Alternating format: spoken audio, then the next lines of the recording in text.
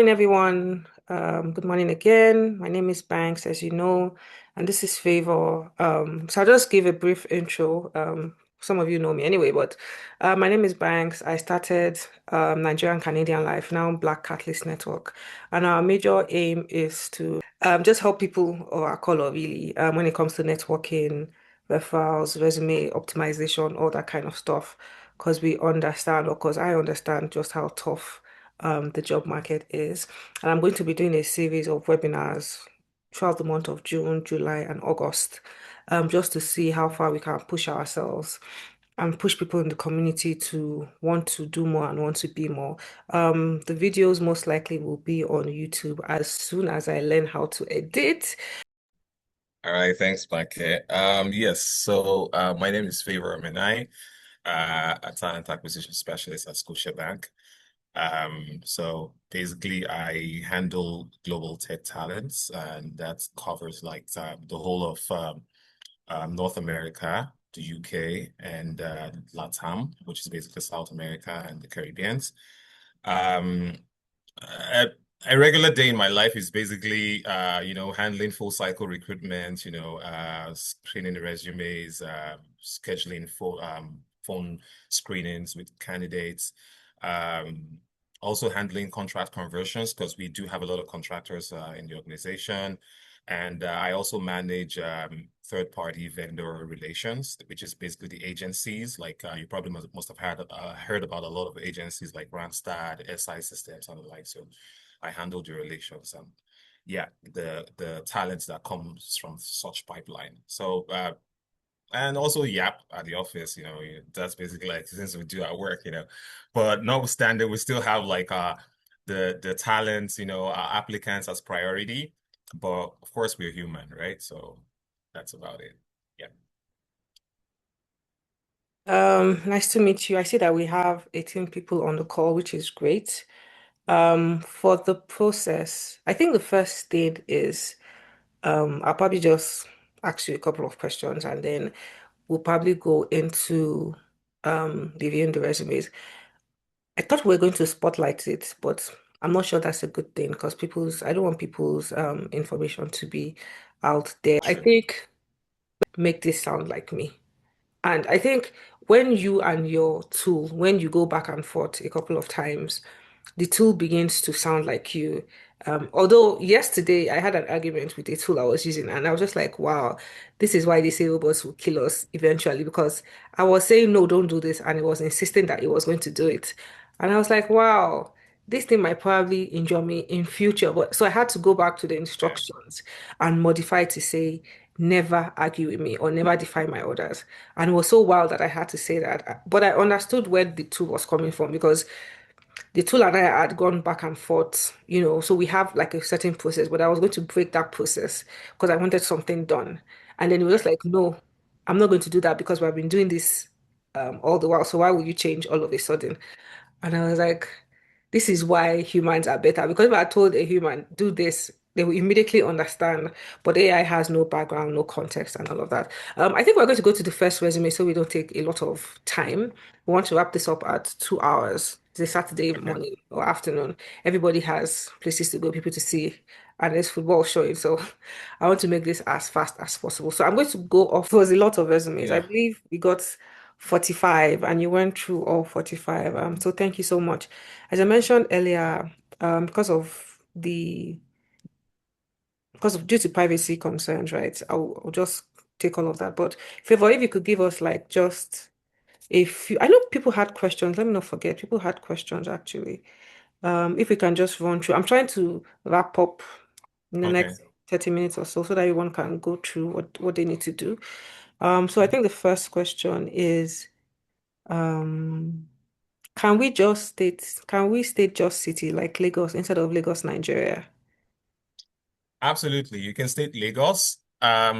Lagos is fine. And for a fact, every recruiter, every talent acquisition specialist that's handling your resume knows a lot about Nigeria now. Nothing new. So you might think, oh, it's some Canadian recruiter that is, reviewing my resume. They know a lot about Nigeria. So they are beginning to people are beginning to have contacts as well in Nigeria where they Okay. verify. So if you claim to have worked for a bank in Nigeria, don't be shocked. Some random Canadian recruiter has a contact in the first bank that I can just call and like, yeah, did this person work here over this period of time? We just save the back check team some stress. I'm sure to Back do. check, they do their back check to Yeah. confirm this, but Yeah. we do that. So everyone knows. Like all my colleagues are at Scotiabank in the TA team, they know about Mm. Nigeria, Lagos. In fact, whenever they see a Nigerian resume, I'm the first person they come to me because I'm the only Nigerian in the team. Yeah, so you can So confirm. they come to me and they're like, "Can you confirm this?" And I'm like, "Hmm." Okay, we'll go So to the next that's question. Um, must your CV match what you have on LinkedIn, especially when you are tailoring titles to a job? yeah, that's a very interesting question because now because you apply to a job and you did the tailoring as a seamstress or a seam, like um it doesn't have to, but what we really pay attention to is the organization you worked at. So if, for example, you claim to have worked as a business analyst at First Bank, and on your CV, your resume, you're claiming to have worked as a business system analyst. They sound alike, but they are two different titles and expectations. Most of the time, we just ignore. What we're focused on is, did they work for this organization? Hmm. Probably in the course of being a BA, they kind of took on the skills of being a BSA. It's very possible, right? So we don't really pay attention to that. So of course, tailor your resumes, but ensure that you're not lying about organizations. You never worked for UBA, but you're claiming you worked for UBA. We'll find out. Like it's very Okay. easy. So that's it. The next question. I attended a job seeker webinar 2 weeks ago, and the facilitator said that 90 that over 95% of roles are filled via referrals. Can you speak to this as a recruiter? As a recruiter, that's true and not true. Okay, let me give you insider's gist. Insider's gist is basically most roles, because a lot of organizations are like contract converting, so Hmm. they have a lot of contractors working for them. And part of the compliance in the labor market in Canada is to ensure that jobs are posted in public, I mean to the public. So it's Yeah. internal, private, external, private. So some of the jobs you see posted already have a candidate to fill Hmm. the role. Hmm.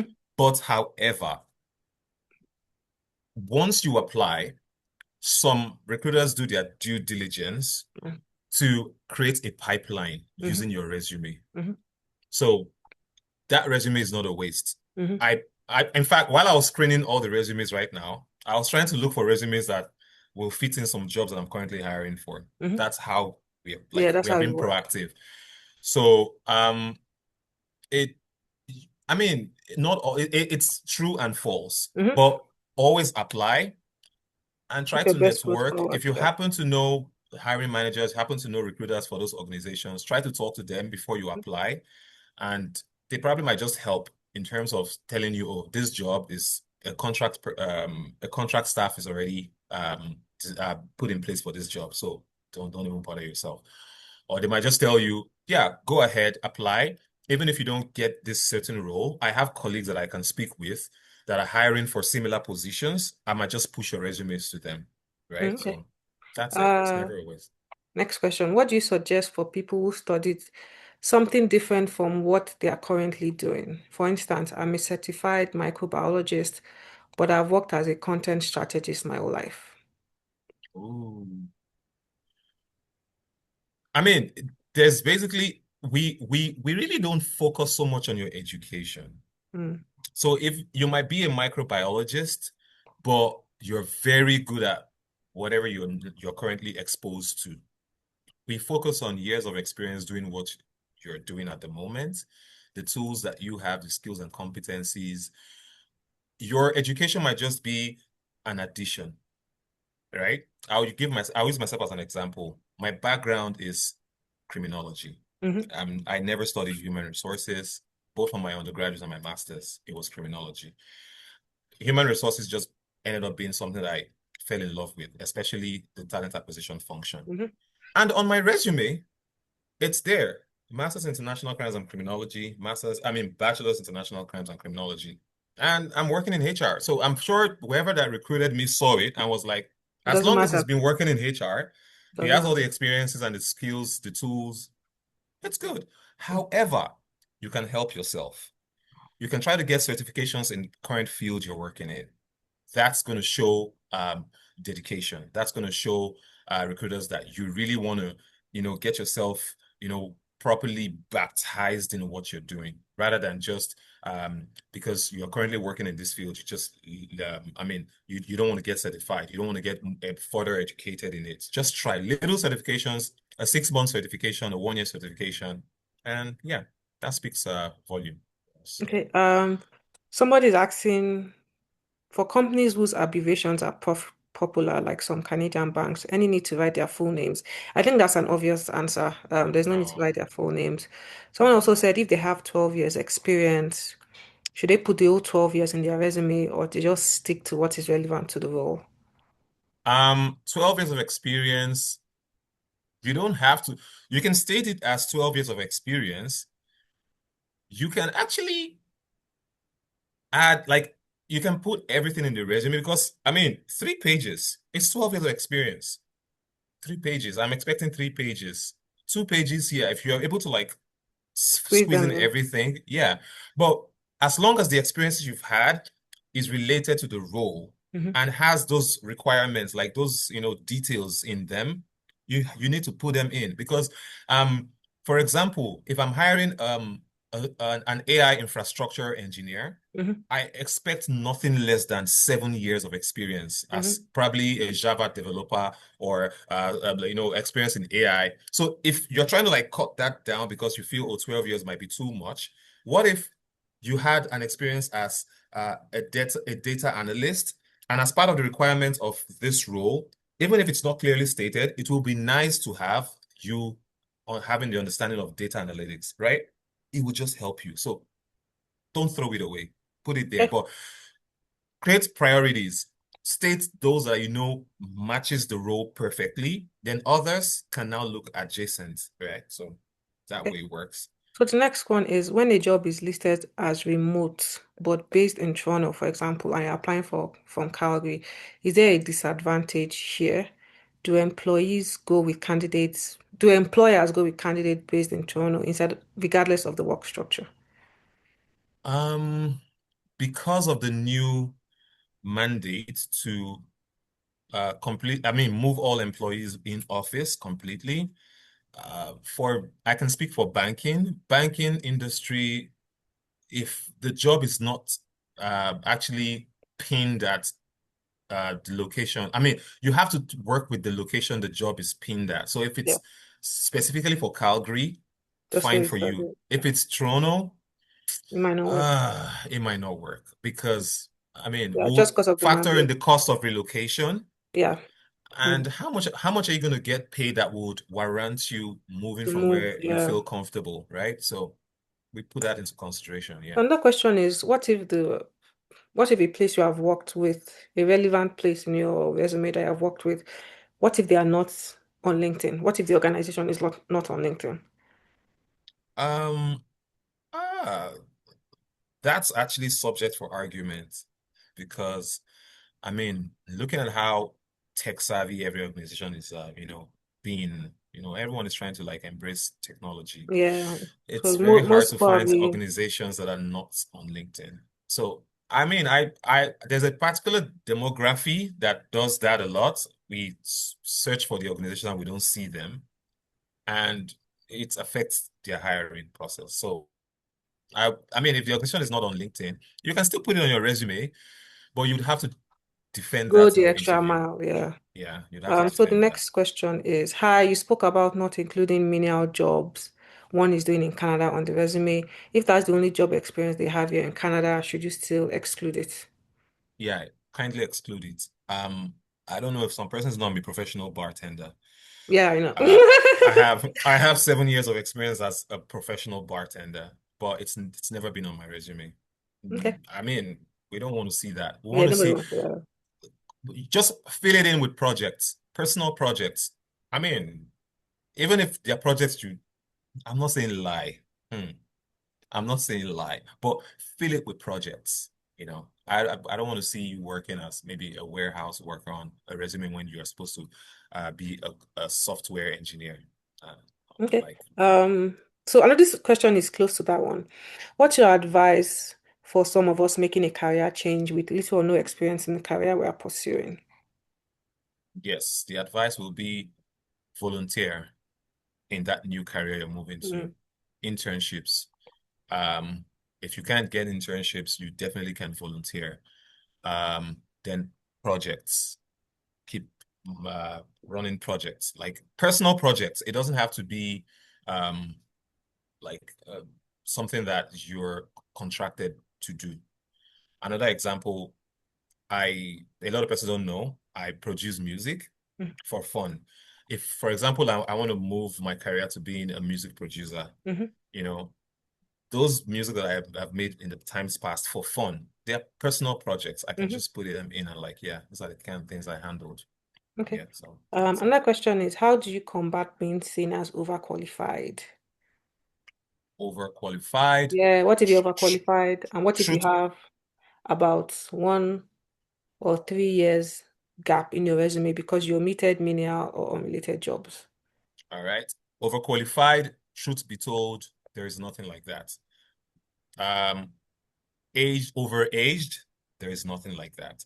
We as HR professionals, we try not to put in such biases. Hmm. And I've interviewed people who looked really older than I Hmm. expected, but that didn't stop them from getting the job. You might feel you're overqualified because the job specifically stated a bachelor's and you have a master's, Hmm. you have a PhD. Apply. That bachelor's is just like the starting point. We just expect you to have had like an undergraduate degree. If you have a graduate degree, perfect. But the pointer that kind of filters candidates out is your salary expectation. Hmm.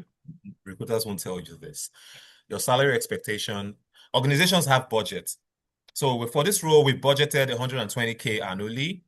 And I'm having a conversation with you and I'm asking, oh yeah, so what are your salary expectations? Or can you give me a range? And the next thing you tell me is you want to start from 140 to 160K. You're good. I like you. You are very qualified. But we don't have that money. I'm sorry. I won't tell you that. It's Yeah, just in but my it's, brain. it's a thing. Okay. So it is salary expectations, but not you being overqualified or uh, um, maybe overaged or whatever. Yeah. Okay. So high favor, when writing your core competencies, skills, etc., do you only tailor to that job description or do you list all skills relevant to that industry? Skills relevant to that industry, Okay. not just a job description, because changes are happening rapidly. Um, uh, Competitors are trying to stay more competitive Hmm. because, I mean, they're trying to like acquire all skills possible. So on the job description, you might just see some certain competencies listed, but I just might be, I mean, I probably just got back from a senior leadership meeting where the goals of the organization in the next 4 years was being talked about. And I kind of I paid attention to some competencies they're expecting. It's not on the job description, right? But because you have it, I'm like, ooh, okay, this is the next thing. Let's consider this person because we are moving towards this, even while it's not on the job description. Because the job description might, I mean, the job post might be outdated. I posted it 2 weeks ago, Hmm. and we just had this meeting that kind of predicts what we expect in the future. So just put it there for the Okay. industry. Yeah, that's it. What if you run your own company? Should you put it in your resume? Of course, if you run your own company, put it in your resume. The only places where we have issues will be in conflict of interest. And that's basically when you make it to the interview stage. We definitely will ask you questions about conflict of interest. Running your own company is a plus because we feel you are very responsible. But the only red flag will be in conflict of interest. So because we Yeah. How feel you can might you vote actually steal attention? you Yeah. might you might steal some of our patents, intellectual properties, and Mm. improve upon your own organization. So we'll do some checks in conflict of interest, and once we have that, we're good.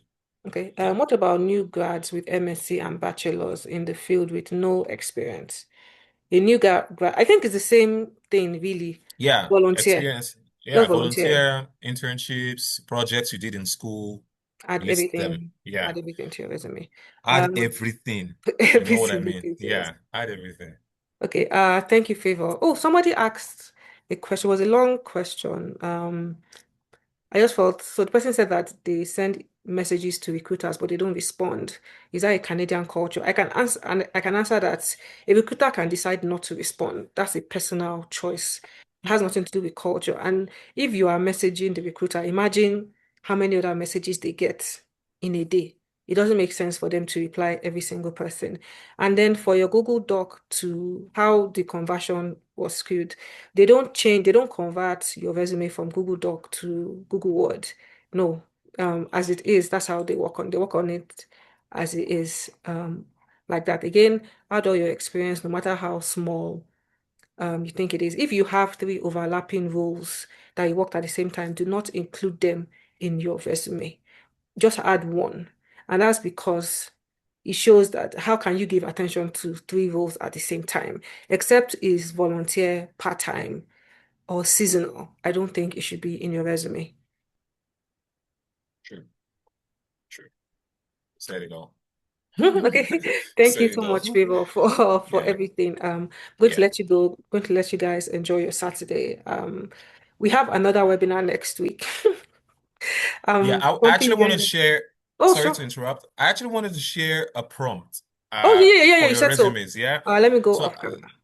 so I'm going to share that prompt in the chat, sorry. But be it as it may, I just want to state quickly for your resumes, consider regulated organization and regular organizations when you're drafting your resumes. Regulated organizations, we screen your resumes manually.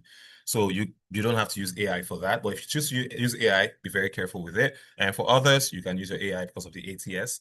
And for the prompt I have here is let me just share it in the chat. So just want everyone to get this and use the prompt smart. Don't I mean it's more like a cheat, but I mean be smart about it. For everyone to see. Boom.